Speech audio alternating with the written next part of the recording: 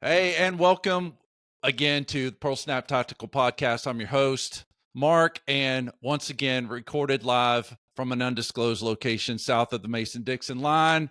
I'm here with fellow veteran and all-around cool dude, the NC Scout. Welcome to the show. What's up, brother? Hey, man, not much. Good to It's be good to here. have you on, man. This has been a long time coming because I know we have some mutual friends, and I've heard a lot about you and been following you a little bit. So I was really excited when you agreed to come on the show. So let's get started, man. We got a lot of cool stuff to talk about. But before we get into it, I know some of the people that watch and listen to the show are aware of you, but some of the folks aren't. So can you tell us a little bit about your background and then what you're doing with Brush Beater? Absolutely. So, what nowadays, the past couple of years, what people probably are most familiar with me for is number one bestseller still on Amazon, kind of crazy, wild, unintentional success. But The Gorilla's Guide to the Balfang Radio. Um, that book has been just a runaway success, way beyond anything I ever imagined that I'd be doing. Like if I went back in time and told myself a decade ago when I got out of the army, hey man, you're gonna be a number one bestseller, like 2-time number one bestseller. They're like, nah, dude, you're smoking crack, bro. Lay off the meth pipe. Like it's not, But in all seriousness, though, a little bit about me. I run brush feeder training and consulting. Brushfeeder.store as well. Got full service dealer for night vision. Literally all the brands of thermal now, like at least all the big ones. From AGM, Armasight, iRay, and now Envision with the Knox 35 and 18 lines. So really, really cool stuff. All the cool guy toys that we've got. But I started brush feeder training consulting back in 2016. Started the blog a year prior, the original brushbeater.org blog. Never intended really on making a business out of any of this. Never intended on, anything other than a creative outlet, man. We were talking about it a little bit off air. I got out of the army like a lot of dudes. I was in 11 Bravo. I was in a long range surveillance company for a while. Had more fun than you could ever imagine there. And 2 deployments to Iraq, 1 to Afghanistan. Ended up breaking my back in a few places in the IED. Hey, no big deal. I tell people that, they're like, oh, yeah, I mean, it was pretty bad, but it was hairline fractures, and it didn't become a big deal until a little bit later on. About a year later. And that was what it was. But ended up getting out of the army, getting back into school, and I went into the army with an undergraduate degree already, and go back to school, end up teaching. Ironically enough, thought that academia was going to be the route for me. Was absolutely not the route for me. I mean, the students were cool. A lot of the faculty at that time. I mean, when you're in a sociology department, and this was, 2016 election time frame, the height of a lot of the stupidity that people make fun of on campus now, that was daily life, man. And so it was, I needed a creative outlet. I started writing the blog because there was one thing that was glaring at me. All of the prepper stuff that's out there, all the survival stuff, the survival novels, like they've turned into genre fiction. There's, I don't want to stomp on anybody's toes, but there's really only a few what I consider to be good ones out there. And I'm personal friends with each one of the authors because their books were good. But shout out to Chris Weatherman, Angry American, with his Going Home series. Probably all your listeners are familiar with that. James Wesley Rawls with Patriots, and Glenn Tate with the 299 Days series of books. And those were really well done. There's a lot of other ones that are out there that you know. But one of the things that they all lacked was communications. Like Mm, the topic of commo was one of those that was just like missing. yeah. And so you've got all these guys that are writing about the tactical stuff, right? Mhm. And I mean, your background, my background, we know all the shoot move, we Yeah. communicate, all this cool guy, let's put our nods on and go, Mhm. bump in the night kind of stuff. Yeah, man, that's like all cool and everything, but when you graduate above the small unit tactics level, because Mhm. there's a big disconnect there with civilians too. When you Yeah. graduate above that tier, there's only like the weapons handling stuff is awesome and you should be doing it at an individual level. But there Mhm. comes a point in time where like that's a finite point where you get Mhm. to an aggregate level of skill and you're not going to graduate past it, right? So what else do you make? What else do you put in there? And Mm. communications was one of those things that, um, in my early days in the army, it was just something that always either worked or it didn't. It was Yeah. just like, well, you either you know how to load that kick 13 and put it in there, or probably for you back in the day it was ANCD. Like either you know how to do that or you don't. Yeah, man. Like that was like the extent of it. But when I got to the Lurse company, that was when communications actually started being really important. And I had to actually sit down and learn this stuff because it was put to me in a very important way by an 18 Echo who was our detachment commander. He'd become an officer and he was our Mhm. detachment commander. He's just like, look, you're all here because you're good infantrymen. The 82nd down the road is full of good infantrymen. You Mhm. need to be a master of a lot of other skills, and communications is a big part of it. Yeah. That's your lifeline. That's your whole Mhm. purpose for being out Yeah. there. And Yeah. so I noticed that there really wasn't anything written about commo. There really wasn't anything written. Like the only people that were writing stuff about communications was like the ham radio guys that didn't. Mhm.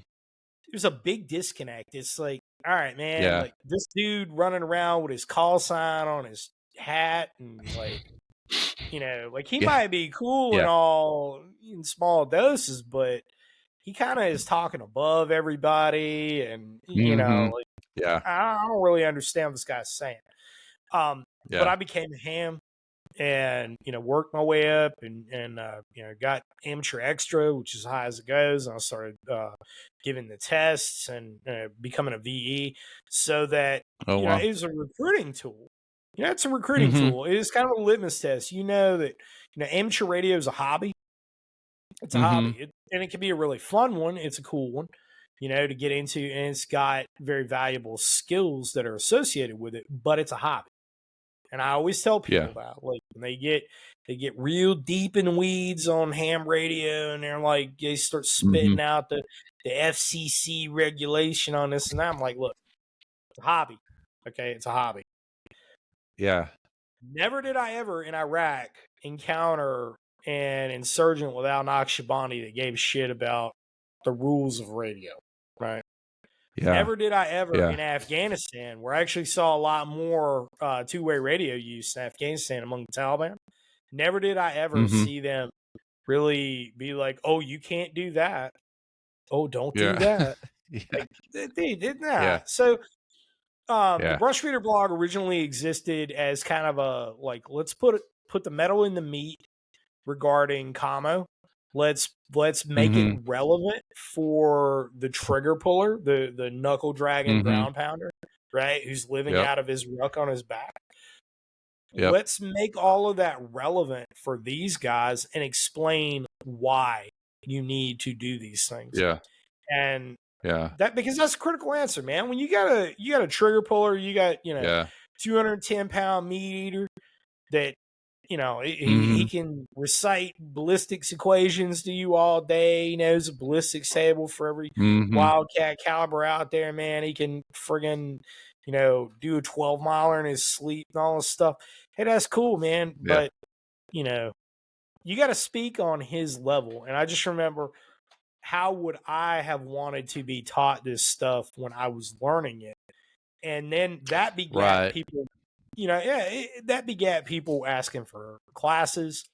And it was like, Yeah. hey, I mean, I've instructed courses before on the green shooter side, on the Army side. I'll put Yeah. together a POI for 2 days. Hey, that's an easy day at the office, man. And I had so much Yeah, fun. man. Yeah. You end up, That's really cool. yeah. Go ahead. I was going to say, man, Oh, I was you just gonna end up, say, oh, like, I guess there's a delay or something. I'm sorry. I was just gonna yeah. say, man, that's a real, and I know we're talking military stuff, but for the civilian folks, we're gonna get into some stuff that's directly applicable to them. But yeah, I know, everybody on this show knows, they've heard it enough times. I'm not gonna go through, my background, but I'm an older soldier and I had a big break in service. And so when I was in the first time, like 100 years ago, man, it's so long. We still had the Vietnam era, like, what was it? The prick 77 or 77. Oh, yeah. 77. Yeah. So that was my, and Mhm. that's really all I had ever been around. And, that was still back when we had the M60. And then, I had a big break in service. And then when I came back in, it's like, now we got Sengars and we've got these, Mhm. handheld Motorola's. And then you got I mean, there were like 3 different kind of radios. And then there was this new gun, a Yeah. M240. I'm like, what is that? Where's the 60s? And Uh-huh. everybody's looking at me like, huh? I'm like, where's your 60 at? It's like, what? And everybody just looked at me like I was, from another planet. So I kind of kept my mouth shut to just kind of, get my feels until I was back in. But it was kind of awkward at first. But yeah, so for me coming back in, and now, like, it's not one radio. Depending on the level and where you're at, there's a few different radios, and I'm like, Mhm. I don't know what I'm doing with this. And, I got some little E4 trying to coach me through this stuff. And it's like, man, if I go to sleep, I'm going to forget it all the next day. You know what I mean? So yeah, having an asset like that. So that's very valuable. Very valuable. Oh, yeah. Yeah, Yeah. man. And once you understand the relevance, once you understand, all right, these are the pieces of the puzzle, and Hmm. now let's start putting them together. Yeah. Once you're able to Yeah. do that, you can rope guys in, and they don't need to Hmm. know, all the fine print details. They don't need to know all that. Yeah. But Yeah. you got to be able to bring them in and teach them on a very down to earth, ground based, the Hmm. not the 30,000-foot view, but the Yeah. 10-foot view, the Right. the, the 6-foot view, the eye level. Sure. And Sure. when you're able to do that, man, that's it makes a big difference because it Hmm. brings so much, the aggregate level up of Yeah. skill. Yeah. And I think, and I hope that, clearly you were you saw a need and it wasn't being addressed because, people don't know what they don't know. And hopefully that's going to become the bigger piece. I think initially, like when I started doing this in the civilian world, like instructing and stuff like 10 years ago, it was pretty much just the firearms piece, just the firearms piece. And then you started branching out where people started getting interested in the medical stuff and they started seeing, well, hey man, it's one thing to cause a hole, but if I don't know how to plug one, you know what I mean? That could be just as deadly, for me or Mhm. for somebody I love, or, and not even in a gunfight, just coming up onto a car wreck or something. And, somebody needs a tourniquet or someone needs a wound is a wound. Right. And, so clearly stop the bleed classes and things. I see a lot of people that come to our classes are taking that kind of training. And I think the commo piece, hopefully, is something people will start paying attention to, because I think especially just look at some of the natural disasters and things like that have been in the news, being able to Oh get yeah, in touch with the people you care about, because a cell phone, it's good when it works, but it's not always going to work. And to have that yeah, extra type of redundancy is pretty critical, man. It could be life and death. yeah. Western North Carolina has experienced it. I mean, we saw Yeah. it firsthand, and Yeah. there's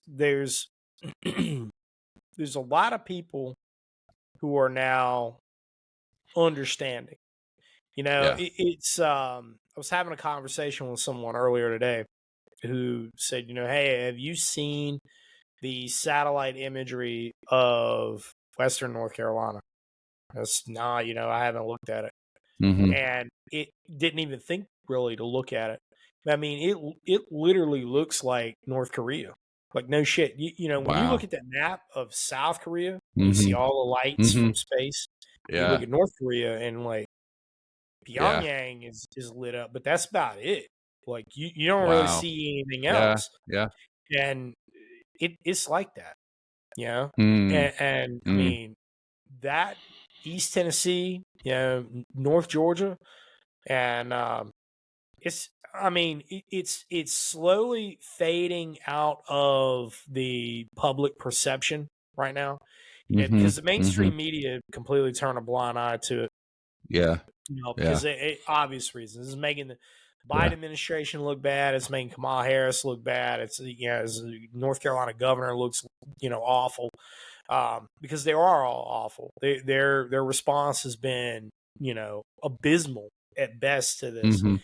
And I mean, not to get all political about things, but people see it for what it is. And now that it's kind of like the fever pitch is cooling a little bit Mhm. on that, it's Mhm. it's settling down a little bit.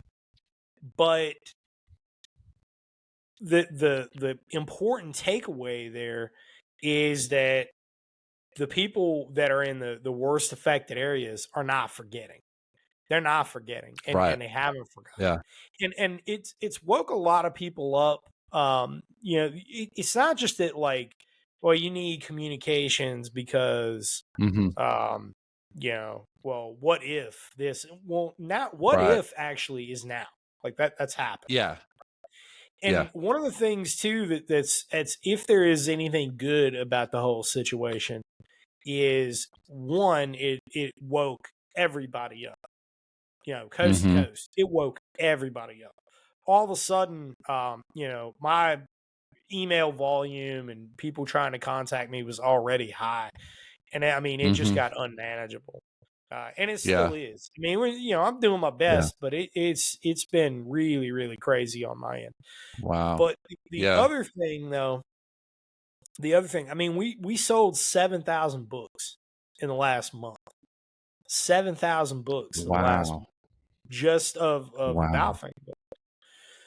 But the other thing too is that a lot of the frivolous conversation that goes on, you don't understand this reference. When troops are in garrison too long, the good idea fairy starts popping out. Oh You yeah. know, Oh yeah. like Yeah. the Oh yeah. the geardos are gonna start hanging out Mhm. at the surplus shops, and like next thing you know, Joe's gonna be walking in with some new rig that he's Yeah. dreamed up in the barracks, and you got your buck sergeants over here that are starting to like John Madden some new doctrines somehow, and like, Yeah. oh well, what if we did this battle drill, and it's like, and Yeah. you guys been in garrison too long, man. They start doing that. Well, Yeah. that kind of happened with the prepper community. That really Mhm. happened with the prepping and survival community, because all of a sudden you had these guys like, no shit. I had this conversation with somebody on Twitter telling me about how they're gonna literally they wanted mesh networking, right? Which is just like Mhm. stupid anyway, for a lot of reasons. It's not really feasible in most environments. Two, it's absolutely not feasible in a contested environment. So, like, if we got to go Mhm. out and do, unconventional warfare, you don't want to be using that shit, man, because it's a Yeah. beacon. You got a Yeah. beacon on you that, Yeah. if aerial electronic warfare platforms are looking for you, as they do in those types of situations, they're gonna find you easy. Yeah. Like it. But Yeah. anyway, I no shit. I had a guy tell me that he's literally building. He didn't need to learn about radio stuff because he's a genius. I was letting him tell the world how genius he was. He was going to be able to. He didn't need money anymore either because he had cryptocurrency, and so he's going to Mm. be able to trade cryptocurrency over his mesh Yeah. network, and that's how Mm. he's going to make it in Doomsday. It's just like, Yeah. bro, I'm still looking for this. It's an open challenge to anybody. Find me. I want for the public to find me two people, only two, that used mesh networking in this entire debacle that has been Hurricane Helene. Find me Yeah. two people that used it successfully and were able to set up any sort of network, were able to do anything Yeah. effectively, were able to pass any sort of relevant traffic. Just find me two. That's all. Yeah. Just two. Because I Yeah. can't for the life of me find these people nowhere, you know? And Well, all it's right. real There, world. he just dropped the challenge, y'all. He dropped the challenge, so we'll see if Yeah. anybody picks it up. So let me shift to something else. So with the hurricane, like you said, the prepping community or some of the folks out there, we're already kind of going off the res in a sense. Kind of always Mad Max and everything. That this is what it's going to look like. So this is what we got to get ready for. And the most realistic, most probable scenario is something like Helene, at least right now. And that's Yeah. where you start, we live in a highly mobile society. People transfer jobs, people move in, people move out.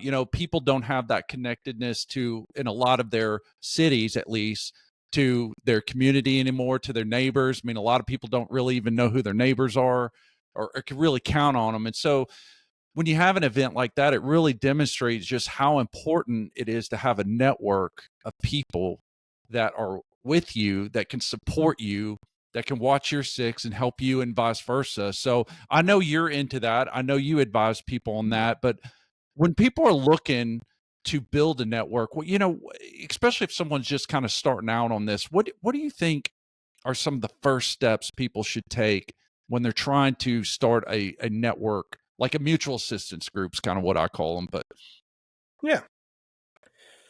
So the first step, and I'm gonna take a phrase from a buddy of mine, Wes Hightower. He's a 18 Fox.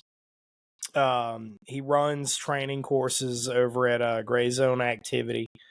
With another friend of mine, Mike Shelby. So we were having this conversation. It was probably about a month and a half ago. We were having no, it was longer than that. It was probably 2 months ago. We were having this conversation. mm, And we'd been drinking a little bit, and he's big old Texan. He's got big old dip in. He's sitting there and he's about 2 sheets, 3 sheets, 4 sheets in the wind. And he goes, everybody just needs to chill. Like, that's the first thing they need to do is chill. And he's exactly yeah, right, though. Like, when mm-hmm, you think, like, we all had a good laugh about that, but he's exactly right. That's something that, like, think about it like this.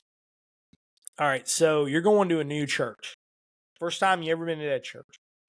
And you walk in, and the second that you walk in, you start shouting hallelujah, yeah, and mm-hmm, just like the second that you walk in, it's a brand new church, and all of a sudden, you're just really getting into it.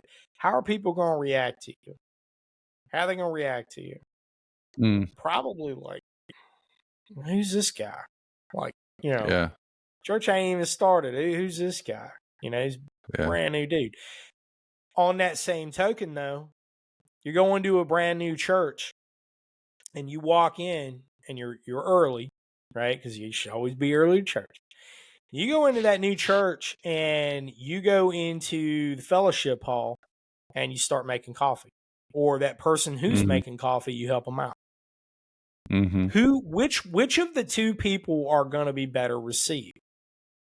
yeah, The guy right, goes in shouting and yelling and and kind of making a scene, or the guy who's quiet and starts helping make the coffee?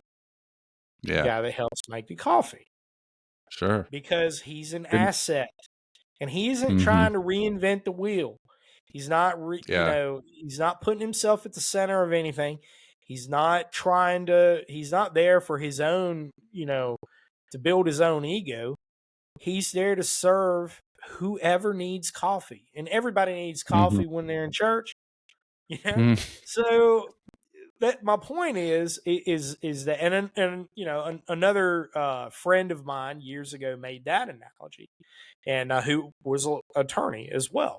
Um, but he made that analogy, and it was exactly right. When Mm. you walk into a new place and you're the asset, and you're an asset to that community, rather than trying to be, um, you're not using that association for personal validation. You're doing Mhm. it to be an asset to the people around you. And Yeah. everybody can instantly see it. You can instantly see it. You can see those people who are only there to care about themselves. And you can, in that same token, you can see the people who are there really to help out that community. You know, the community building aspect, and I'll bring it back to the hurricane response. You know, when you look at other natural disasters that have happened Mhm. of this magnitude, I would say Katrina is a strong analog to it. I Mhm. know there was a lot of talk online. There was a lot of hyperbole of, it's 1,000 times worse than Katrina. No, let's not go there. Those people aren't helping things by saying stuff like that. But it's on par with that. I mean, and Yeah. there are unique challenges to it. But when you look at somewhere like Katrina, the aftermath of Katrina, and you compare that to the aftermath in the social sense to what goes on in what is currently going on in Western North Carolina, there's some strong things that you don't see. I mean, and we could compare that to Hurricane Harvey as well, hitting southeastern Texas, and Mhm. very very similar. When you look at the response, you did have some very alarming things that happened socially, right? Mhm. New Orleans was completely altered, like completely. Mhm. Because everything, when you talk to old timers from New Orleans, they'll talk about pre Katrina and post Katrina, Mhm. and that's kind of Yeah. the benchmark. And it's going to be that way in Western North Carolina too, but there's a big difference. One of those well, there's a few differences. One of the, I would say, the biggest one that stands out in my mind is the degree to which strangers were willing to help one another, and you did not see a martial response. Mhm. New Orleans, you did, yeah. We all saw Mhm. that. Yeah. Hurricane Andrew. I mean, I was a small child when that happened, but Hurricane Andrew was another very good example of that. Of Mhm. man, society is just on the fritz because of this. Mhm. It's literally coming apart at the seams. And so, what is the difference there? And the difference is that people were actively engaged in their communities. Whereas in New Mhm. Orleans, if you take New Orleans, for example, it's port city. There's a big turnover of people annually. You Mhm. have you have a huge population there. You have your native population that hangs out there for, however long generations that they've been there, right? But then you Mhm. have transients that come in, they come and go, they're dock workers, Mhm. they're boat Yeah. crews, drifters coming and going, Mhm. right? Every port city has those. Those people don't have any cohesion to a place, they're just living there. And then when you Yeah. look at Hurricane Harvey in Galveston and Houston and that area, the impact of that, it was very similar because previously you had Houston prior to Katrina and Rita, and then you had post Katrina and Rita, where you had all of those Mhm. people who were pretty destitute living in New Orleans who were now bussed over to Houston and Mhm. Galveston. They were dumped off. Well, what do you Mhm. do? What do you do with those people? They don't have any attachment to that city. And so now all Right. of a sudden you got Hurricane Harvey hitting. Well, it was the same way with Hurricane Andrew in 1992. When you Mhm. do that, you have people who have no incentive to help out their neighbors. And I'm not saying that they Mhm. don't, and I'm not criticizing anybody. I don't want to be construed that way. It's just that Yeah. that's a recipe for violence. That's a recipe Yeah. for the that's the antithesis of a strong community. And Right. that's that atomized, individualized thought process. And so for a long time with preppers, survivalists, and so on and so forth, the 80s, like the whole survivalist trope of like, Tremors, Burt Gummer, he's like Yeah. living out in the desert with his wife and stuff. Like Mhm. that's all cool and everything, but at the end Mhm. of the day, you got to have a team. You have to have a Yep. community around you. An individual, Yeah. this whole lone wolf idea, you ain't gonna make it, man. Like a No. lone No, wolf, not at all. yeah, the strength of the wolf is the pack, and the strength of the pack is the wolf. And Mm. so what Mhm. what does that have to do with larger communities? How do you integrate yourself in a larger community? Well, I'm gonna tell you what the easiest way to do it, the fastest way to do it. I you when we came on air, you see, undisclosed location south of Mason Dixon line. Hey, that's here too. And I've seen a lot of people from other corners of the United States move here over the Mhm. years from, the late 90s into, now. And what's the fastest way that they integrate and be looked at favorably by a community who, in some cases, is outwardly hostile to them? I mean, Mhm. I've seen that. Mhm. I'm not proud of that. Oh, yeah. The fact Yeah. that, there's people, there's old timers that would just straight up shun somebody if you get the wrong accent. Nope, I'm Oh, not yeah. talking to you. I won't do Yeah. business with you. And Right. I think that's the wrong attitude in a lot of Mhm. cases, but that's just the way it is. But Mhm. how people become an asset in their community? Go volunteer at the volunteer fire department. And I don't Mhm. mean you got to be a firefighter. I don't mean that Yeah. you gotta be running calls 24/7. No, but do something. Show Yeah. up, volunteer, ask what they need, and if you're Mhm. able to do that, you're gonna be looked at. They may not know, like, all right, you always need somebody to help pack out a truck. You always need somebody Mhm. to help, clean something, Mhm. or Mhm. I mean, you need somebody there to do something. But Yeah. the thing is, and even if all you can do is donate money to them, donate some money to them. Mhm. Don't I mean Yeah. everybody seems to be looking for all these places to donate their money to, these big organizations. Donate to your fire department. Donate to a Yeah. volunteer fire Yeah. department, because they're Yeah. the ones when your house is burning down. I mean, I'm sorry, when if my house was to burn down, the American Red Cross isn't coming to help me out. You know, Yeah. they're Yeah. not. But my Yeah. fire department is. They're going to be the ones Yeah. that show up. Yeah.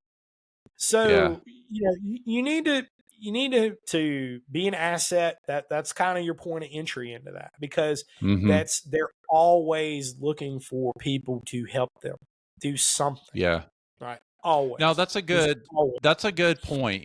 When people like say you are by yourself or you're new to an area or you just don't have many people that are concerned that share your concerns for this kind of stuff, go to places where there are people who do. So most counties have a volunteer search and rescue team. Places have Hmm. volunteer fire departments, and stuff like that. And Yeah. so, and like you said, you don't necessarily have to join, but you can be an asset, you can help, and then you begin to form relationships with people who they share some of your concerns because they're volunteering. They care about their community, they care Right. about helping their neighbor. And so, boom, you have relationships. So let's say someone's got, okay, cool, I'm doing that. I've got 4, 5, 6 dudes or 6 families or whatever that we're Hmm. starting.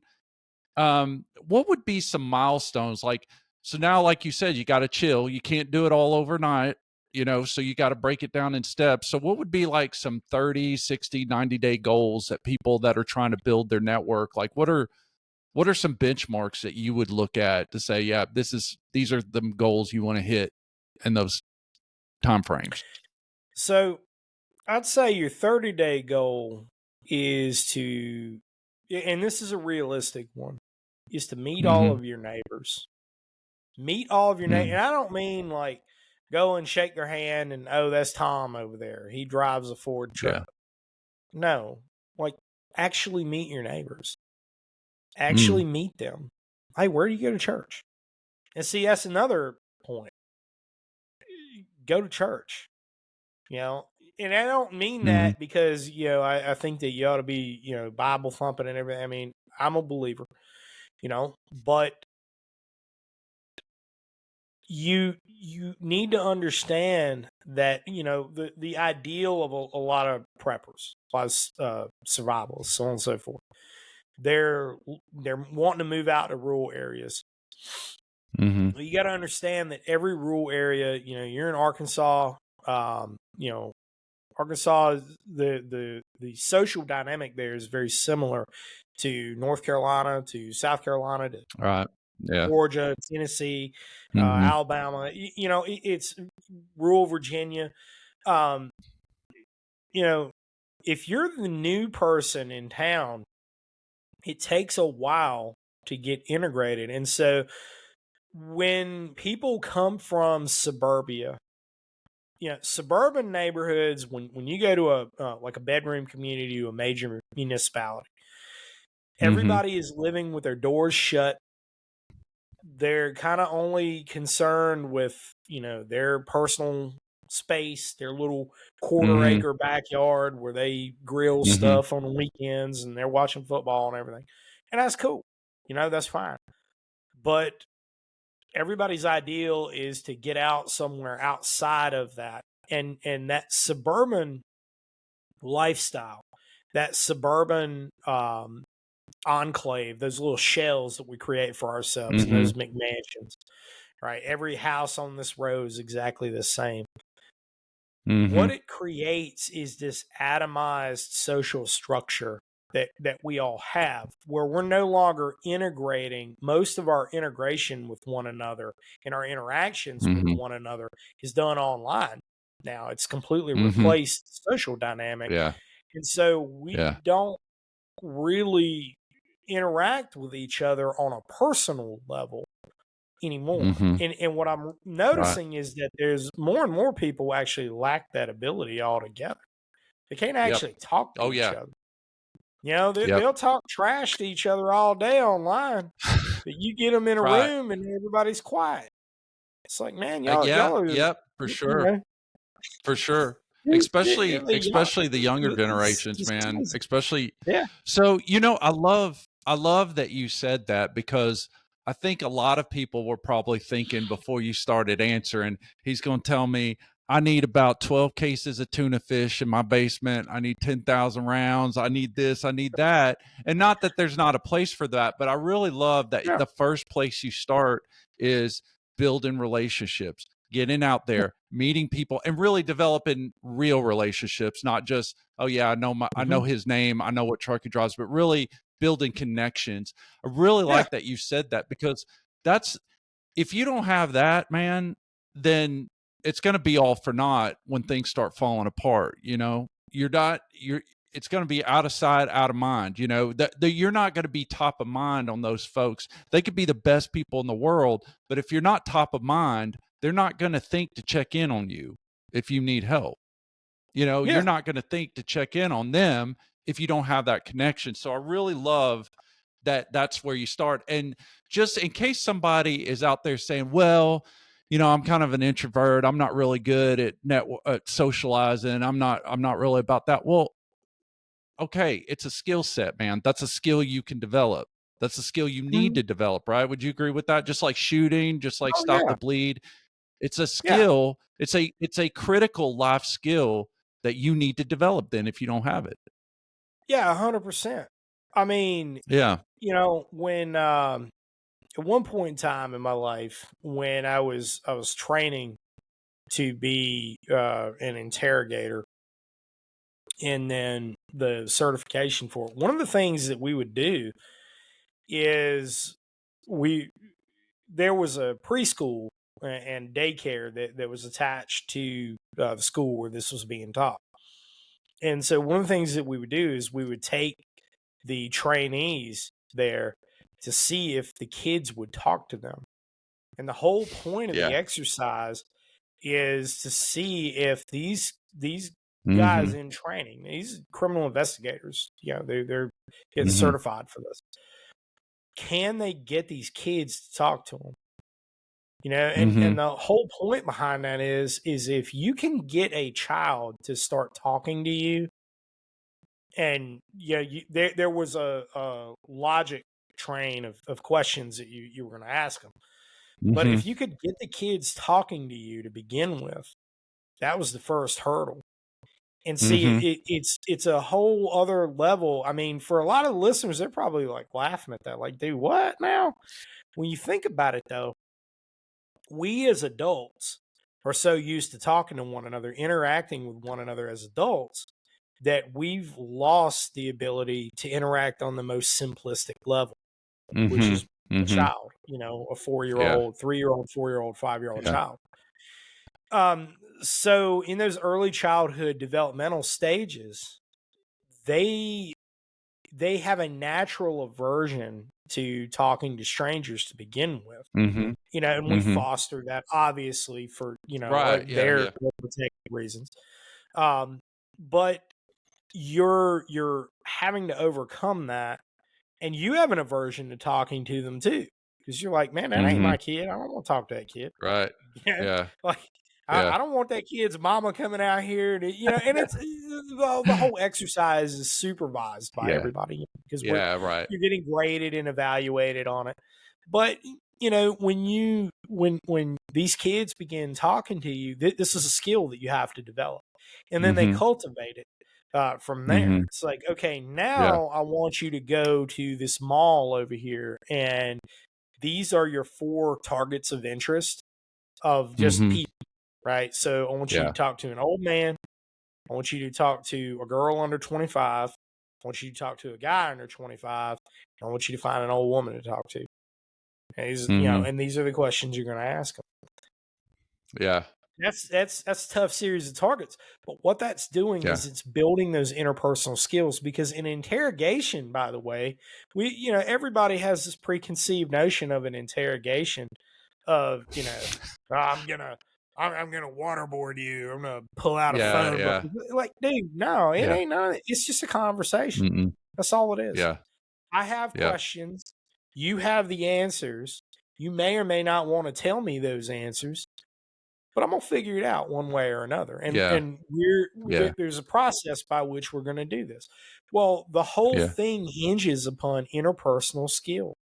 If you think about it, a car salesman is a type of interrogator, because he comes in the room. What does he want? He wants to know if you're going to buy that vehicle or not. All right. If you ain't, it's fine. Conversation over, because he's there to do business. If you're thinking about buying it, he's going to be your best friend until they do. Oh, yeah. Right? They seal the deal. He's going to hand you something. Well, that's interpersonal skill. When you see a really good salesman, they come at you like they're, and it's not phony at all. It's very genuine. Some of the best if they're salesmen good, some of the best salesmen that I've ever seen. Around here, there was a tractor salesman.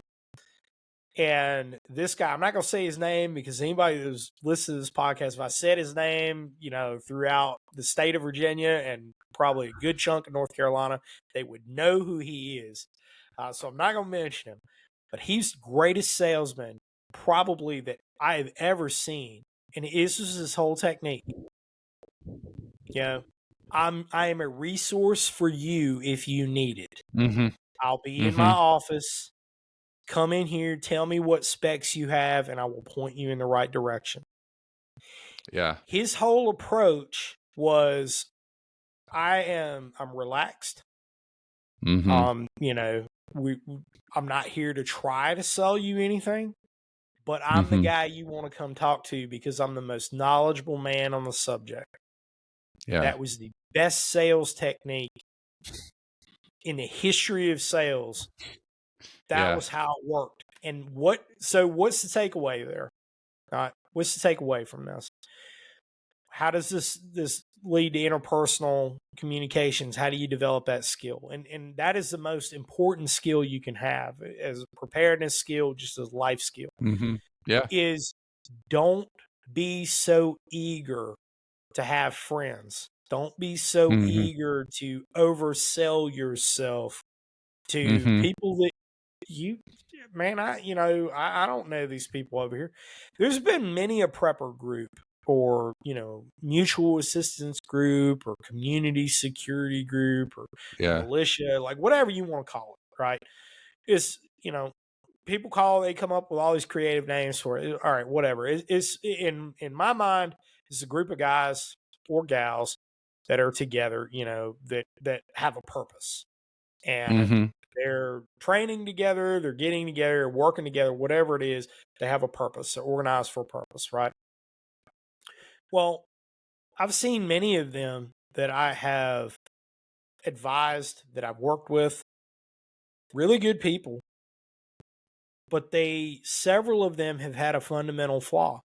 They're too serious about everything.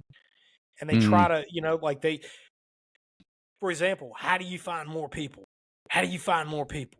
I'm looking for Yeah. more people. Well, don't, look, man, you know, if you think that all of a sudden you're going to be, Mel Gibson rushing out there, cow pens and saving Yeah. the republic, like, man, I got news for you. It probably ain't gonna happen. All right, It's a not saying it non-starter. won't, Yeah. but Yeah. that's not, you and your little merry band of miscreants running around at night. If you do it in the wrong way, you're going to look like an annoyance to some people, and Yeah. you're going to get took care Yeah. of. On the Yeah. other hand, if you're an asset and everybody knows who you are, and they value your asset Mhm. to the community, then they'll protect you. And I mean, I saw Yeah. that 2 tours in Iraq. I saw that in Afghanistan. Guys Yeah. that absolutely won't roll on another guy. And why? Because he's an asset, right? He's an asset Yeah. to the community. Well, And he ain't got nothing bad it's about it. like the difference. Yeah, it's like the difference between starting a project like that out, from a standpoint of being sincere versus being desperate. Either desperate because you're coming from a place of lack, like, oh, I've got to get these people in my group. I got to do this by tomorrow. I need to forge an instant relationship now. Or from desperation of, I have to validate myself because I want to lead this thing, because in my mind I've got this vision of, like you said, Mel Gibson and cow pens, rolling in there with the tomahawk, and it's all, so either way, Yeah. people sense that, people see it, they can read it in your body language before you ever open your mouth, and it's just a non-starter versus being sincere. And people are like, well, how do I be sincere? Well, I mean, how do you be a good friend? How do you be a good dad? How do Right. you be a good son? I mean, that's what I mean by sincerity, where you are offering yourself just for the sake of that other person because you really do want to build a connection with people. Yeah. I mean, I think You- that's, You're making the coffee at church. yeah. You And it takes the look, pressure off you too, right? right. It's Yeah. you know, it, and kind of getting to the bottom of it is that, you know, if you're there to provide that whatever it is, like for Mm-hmm. example, communications, the whole reason we're having Yeah. this conversation, you know, Western North Carolina right now, there's a gigantic need for auxiliary communications. So your ham radio operators, your amateur radio operators, and not the guys that you see online, not the Yeah. the clown show and all that. Like, nah, man, they have played a vital role and an unsung hero role, really, because there is Mm-hmm. one repeater in Western North Carolina. There is one repeater, the Mount Mitchell Mm. repeater. It's a VHF repeater. It's on the highest point in North Carolina, Mount Mitchell. It's just over 5,000 feet. And that one it's got the best coverage in Western North Carolina. That was the only one, by the way, that remained on the air. All the Mm. other ham radio repeaters for VHF and UHF, they all got damaged. They all went Mm-hmm. down. But the Mount Mitchell repeater remained, and that was really that became a godsend and a lifeline for a lot of people. And there was a major coordination effort that initially was being coordinated in part through that repeater. And it was ham radio operators who were the ones that were passing that vital traffic. You Mm. know, they've lived in the area. And so they Yeah. know, for example, you hear call signs on the air. You're issued a call Mm-hmm. sign, you become a ham. And you're used to hearing these call signs. You talk to them, bullshit with these Mhm. guys on the air. Like, okay, cool. I know that's Tommy over there, and that's Jeff on the air, and then, I know like when his wife had cancer or their second bout. Mhm. Like, oh, so I mean, it's Right. typical things that older folks who sit on the air all day as hams. This is what they Mhm. talk about, right? But the Yeah. thing is, and we've all made fun of that crowd, and I certainly have at times because they, it's easy to do, especially when you hear the stories of like dude taking his wife to Golden Corral and then saying it wasn't fitting to eat, so he gets a certificate Yeah. or a coupon rather to take her Yeah. there again. Like, I mean, it's just shit like Yeah. that. Like, oh, I got the diabetes again, so they Yeah. gonna take my left toe, like I that know. kind of. But Gotta the make point one is though, more trip to that chocolate fountain, man. Gotta make one oh, more trip to that chocolate fountain before you get called home, man. But hey, well, let me I got the sugar again, um I got if anyone's not been to Golden Corral, you're missing out. You need to go. But all No, right, so 30-day. no, no, no, Do y'all have lubies? Do y'all got lubies up there where you're at? You ever heard of No, lubies? we don't have Lubies, but I have been to a Lubies. I have been to a Lubies, so I know. Yeah, man. That's good stuff, Southern dog. Missouri. That's Oh yeah. yeah. You look It's around in in that there, man. vein. You look at the people in there. It's the same crowd, man. You look It around and is. you're like, I don't want to be these It people. is. I I don't know. want to be these people. I like these Hey, people. I don't want to be these people though. yeah, right, right. Well, shoot, Dude's you got and a I are blue probably foot. related to half of them. You Dude, know dude's it. You in the, know. dude's in the hover Um, round. He's got one compression sock on, and he's got a blue foot on the other side. Like, oh, hey, man, you're talking about oh. some of my family members now. Watch it. I'll talk about some So, of my own. I'm talking about my own. Yeah, oh yeah, oh yeah. yeah. So we talked about 30-day. We're talking about relationships and stuff. Okay, well, what about when we hit that 60-day mark? What are some things that we want to try to check off by the time we hit 60 days? 60 days. Here's one of the big ones, and this is one that everybody. 30 days. You need to get to know all your neighbors. You need to actually know them. Mm-hmm. Break bread with them. Mm-hmm. Try to at least get integrated into something. Figure out where the anchor point is.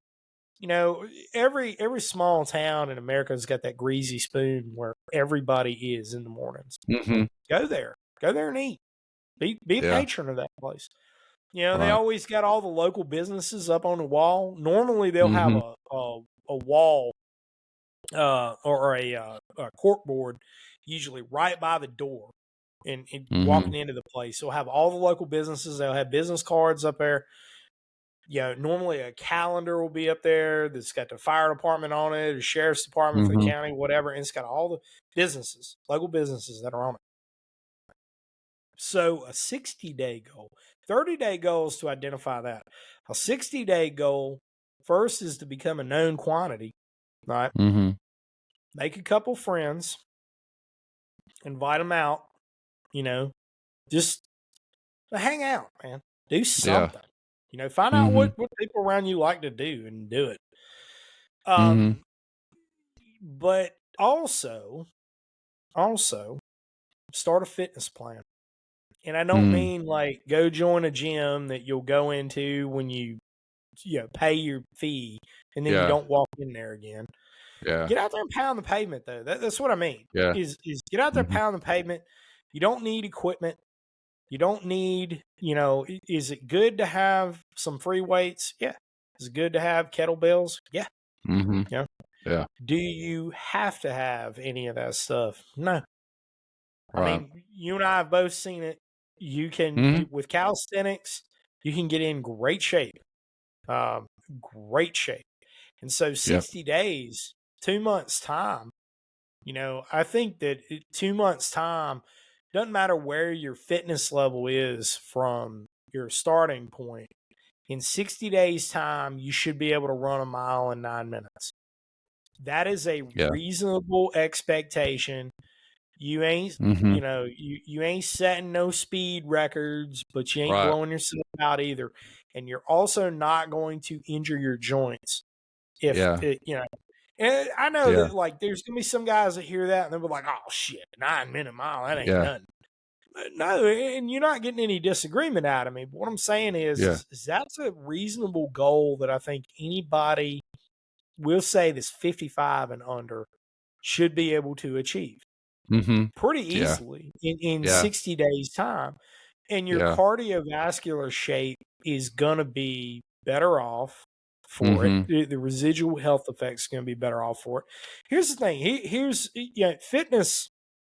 I'm not saying you got to get out there and run an RPFT or nothing like that. But you really need to everybody really needs to take a hard look at their fitness, because if you look at Western North Carolina as an example, and I keep revisiting it because it's in the Mm-hmm. back of everybody's minds. Yeah.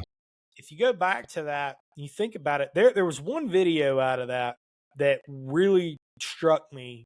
And it was a time-lapse video of, oh man, the creek's getting a little high. Oh, now the creek is up in our driveway. Oh, now the creek Mm-hmm. is up by the door. Yeah. Now it's in the house. And we got to grab we packed a couple of bags and we're going to head up the mountain. Well, you got to be physically fit to actually head up that mountain. And I'm Mm-hmm. sorry, if you're that 300-pound guy who's carrying, the 6-pound hog leg on his hip and thinking that, you're going to pack everything in a kitchen sink in a ruck and you're going to magically make it, dude, you ain't fooling nobody but yourself. Yeah. Um, Yeah. it's you have to have, and I'm not saying that anybody has to be a fitness star, not at all, Mm-hmm. but a Yeah. 9-minute mile and do it. Get out there. One thing that's really cool to see is that like the Go Ruck challenge Mm-hmm. and people who are just putting on backpacks and getting out there and pounding Mm-hmm. pavement. That's pretty cool to see that. Yeah. That's permeated as a civilian hobby now. Yeah. That's really cool to see that, because it integrates a certain degree of strength training along with cardiovascular training. Mm-hmm. Oh, for sure. Yeah. Ruckin will do it, man. So Yeah. yeah. And I know there's some folks, cause I get emails and stuff about folks that are disabled or, you know, Yeah. I've gotten emails from people, missing a leg or wheelchair bound. And like, yeah, we're aware that, not everyone can physically do it, but I always say to folks, I'm like, to the degree that you can, consult your doctor, all those caveats, but to the degree that you can, most folks can have some type of modicum of fitness. And this Yeah. last weekend I was having a conversation Well, with some folks with the class just about this. I was like, you have to have some level, you don't have to be a CrossFitter, but you have to have some level of fitness, because these engagements, whether it's a self-defense type thing, natural disaster, whatever, it is stress on the body. And someone said, mhm. well, I'll just use adrenaline to get me there. I'm like, well, adrenaline might get you to the objective, but then you're going to code out when you get there. You know what I mean? Or you're You're going gonna to be die. useless to people. Yeah. And just You're die. gonna I die. mean, yeah. So it's key. It's key. So, all right. So we've got building community relationships. We've got getting some fitness, and then what about with 90 days? What kind of benchmarks are we looking at there? So, we, just as you pointed out, we established all that. And I want to caveat something. If you're that person who's sending an angry email about, well, what about disabled people? Look, you know, I mean, the VA rated me as 100% total and permanent. I don't run around telling people that. I mean, I broke my back in Afghanistan. Mm-hmm. I still do all the stuff I'm doing. If you Yeah. want to do it, here's the thing. And I know I have many friends who lost limbs, especially on my first deployment. And you know what? They're Mm-hmm. still out there getting after it. Yeah. still out there getting after it. One guy, he lost both of his legs from just above the knees. By the Mm-hmm. way, just above the knees. Yeah. He's still get out there. He's still getting out there, getting after it. You know, Yeah. now he's saying Mm-hmm. he's going to be, you know, Oscar Pistorius or whatever, Blade Runner Mm-hmm. dude. You know, like nothing like Yeah. that. Maybe I don't Yeah. know, but Yeah. he never made any excuses for anything. If you want to Yeah. do it, you can do it. If you Yeah. want to do it, I'm telling you, because I'm gonna say this: all the people who ever make excuses like that is say, you know, oh, well, what about disabled people? Yeah, well, you know, you ain't getting no damn better saying that while you're stuffing your face with little Debbie's, you know. And Yeah. I mean that. Like Yeah. I don't mean that to laugh, even though it is pretty funny, but it's true. Like, Mm-hmm. dude, you know, if you're gonna sit there and make excuses, then you already failed. Already. Yeah. You know, Yeah. you have to take that's before the 30 days even begins. You have to take personal Mm-hmm. responsibility for your own failures because we all have Mm-hmm. them. We all have our bad Mm-hmm. habits. You got to own up to it, to that man in the Mm-hmm. mirror, and say, all right, I got to fix this shit. This is what's Yeah. going on. I got to fix it. Yeah. So So we're 90 days. at 90 days. Yeah. Yeah. So 90 days is where you begin to evaluate your relationships with the people in your communities. And you need to Mm-hmm. be doing this. And this is kind of the interrogator side, uh, where I'm evaluating people based on their I don't want to say worth because that's not a good way to put it, but it's their utility to me. Mm-hmm. To me. Mm-hmm. And what is my relationship with you based around, and how is it useful, and how might it be useful in ways that I don't necessarily see at face value. And a lot of people are going to look at that, they're going to hear that statement and say, man, that's really manipulative. Yeah, it kind Mm-hmm. of is. But when you begin to understand, it's not that it is. But when you Mm-hmm. begin to understand that the basis of human relationships is based around that utility, right? Mm-hmm. Are you Mm-hmm. so the strength of the wolf is the pack, the strength of the pack Mm-hmm. is the wolf, right? Mm-hmm. And so, all right, at a most basic level, we all do this.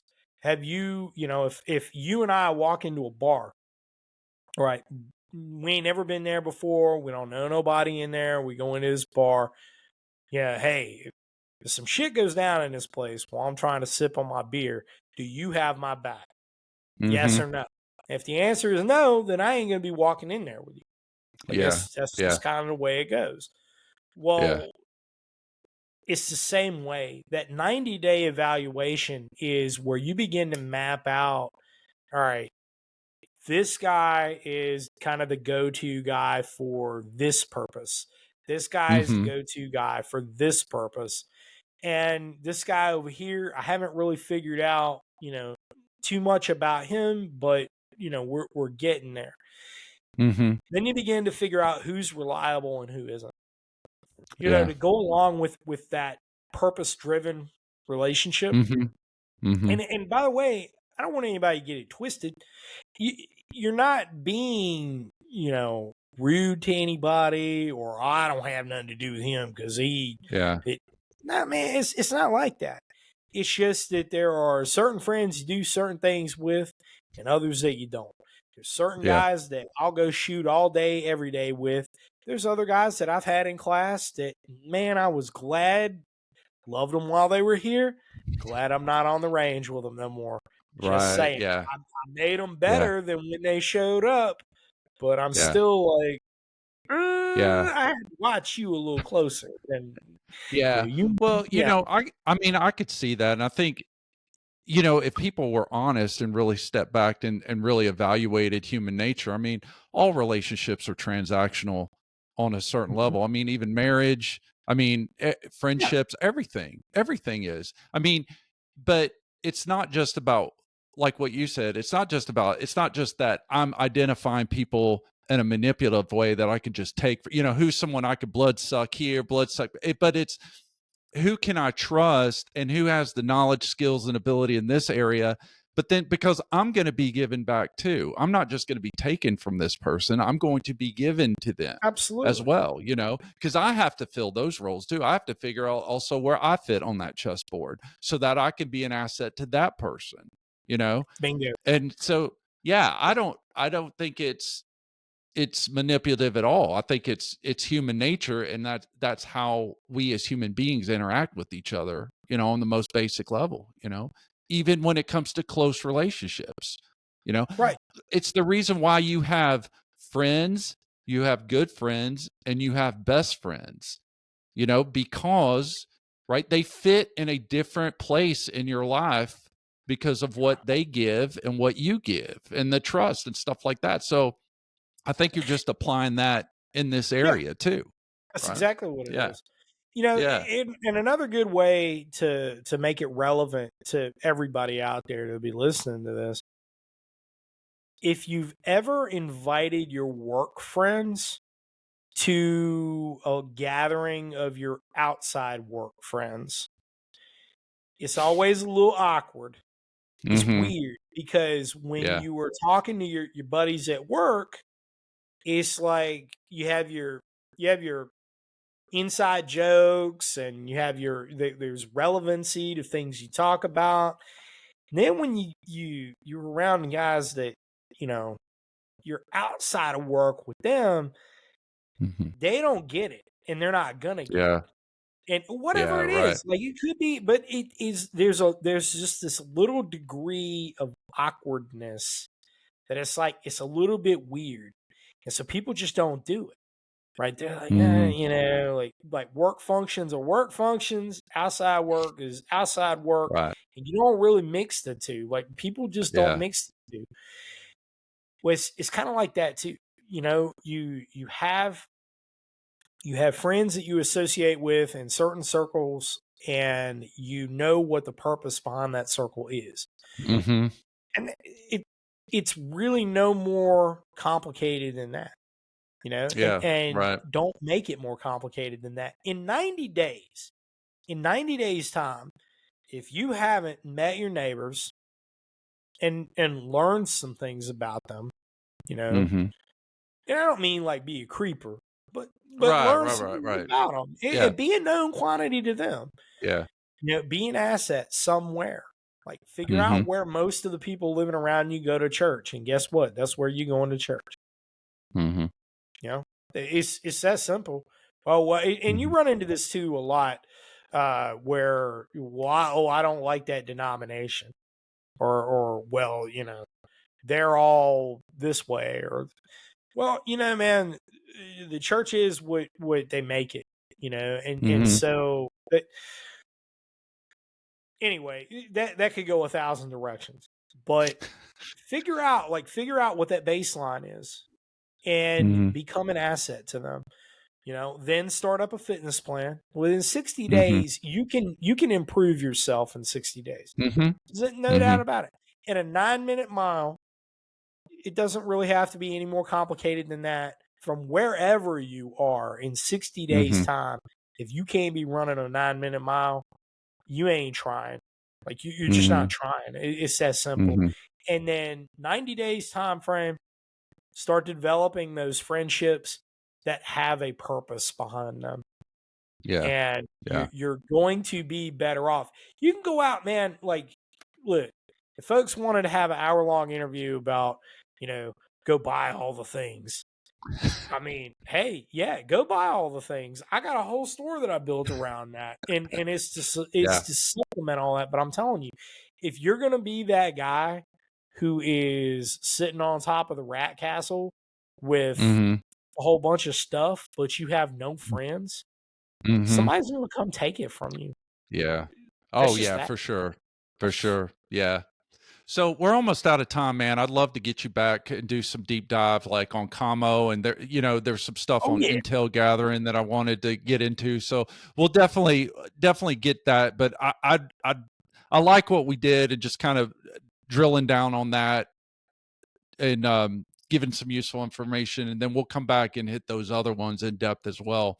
But let me ask one last question, and then we'll make sure everybody has your links and how to get in touch with you and follow you and see what you're doing. But so, all right, so people are, we talked about finding your folks, being an asset, start by being sincere, genuinely getting to know people, wanting to know these people, seeing it, being an asset, giving first, and then, before you're just taken from people, and then developing those friendships, getting into shape, as best as you can with where you're at, and then evaluating those relationships and start putting those matching knowledge, skills, and abilities, with roles and things, figuring out who's the mechanic, who's the, who's the dentist that, if I'm having an issue that I can get in touch with, and, or whatever it is, whatever.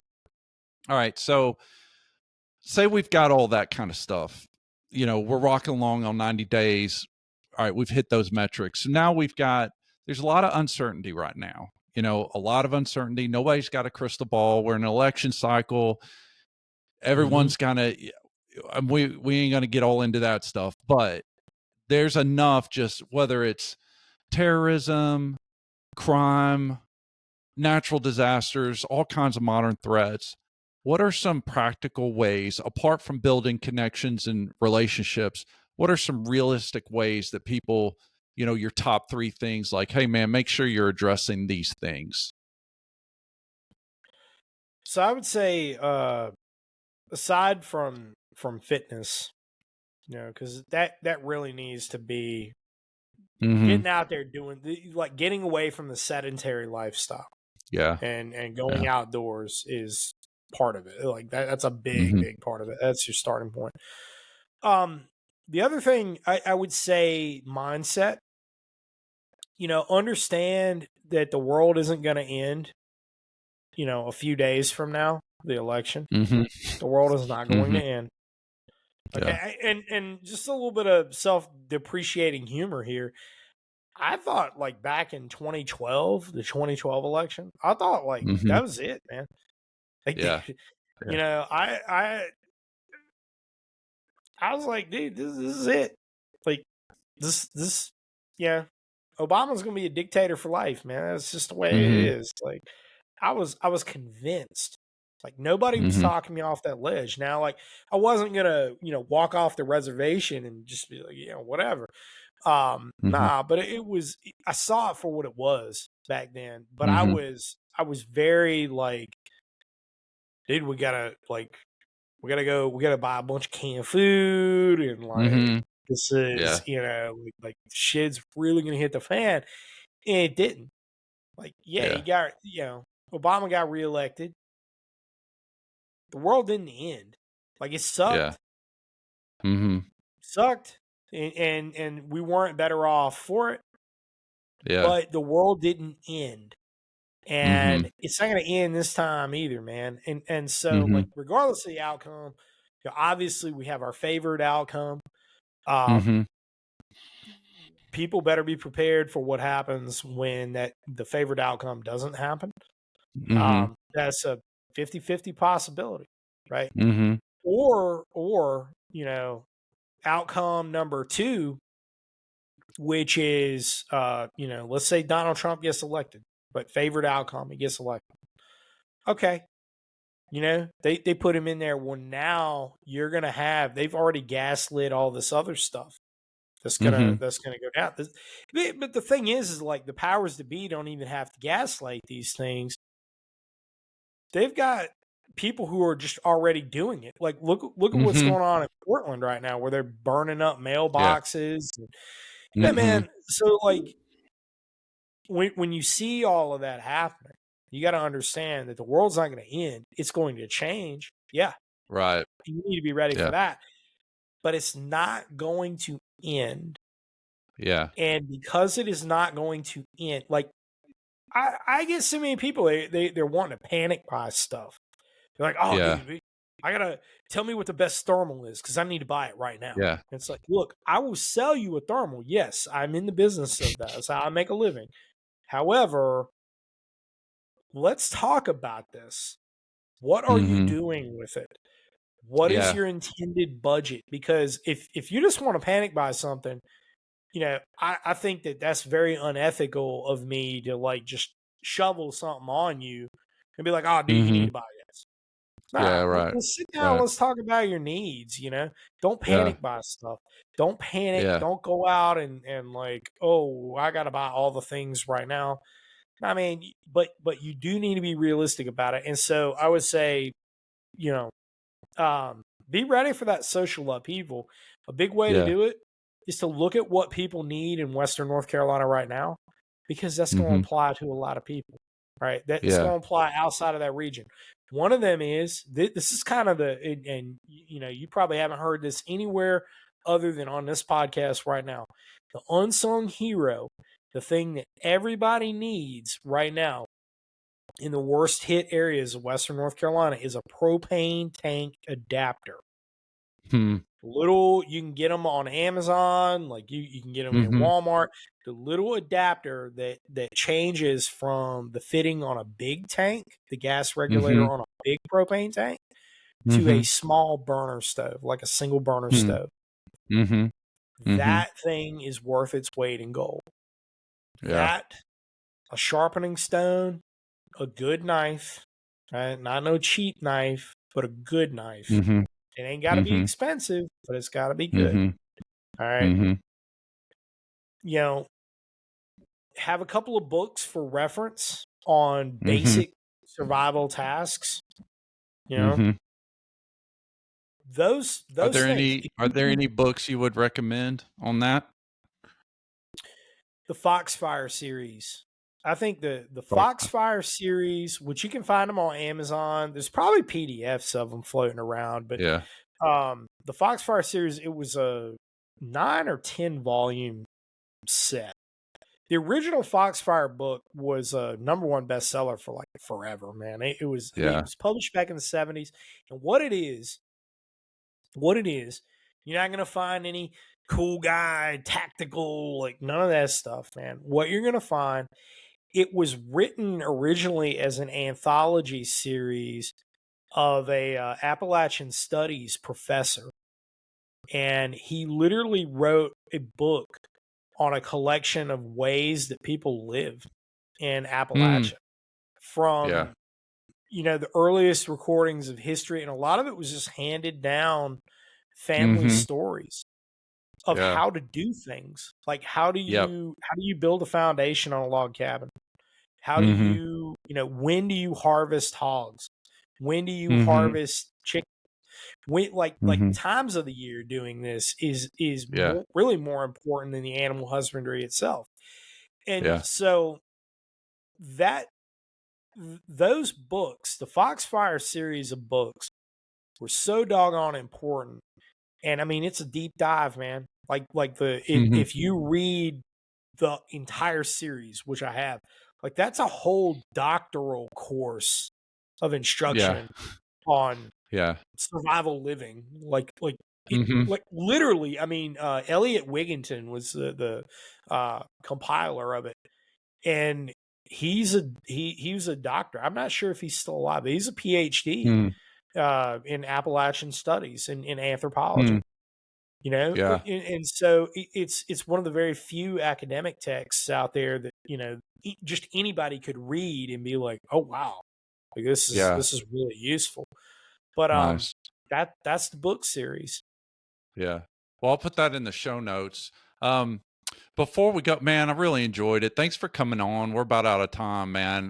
We could, and we will. We'll do another one as you're available. This was a lot of fun, man. I really enjoyed getting to know you a little bit and getting you on the show.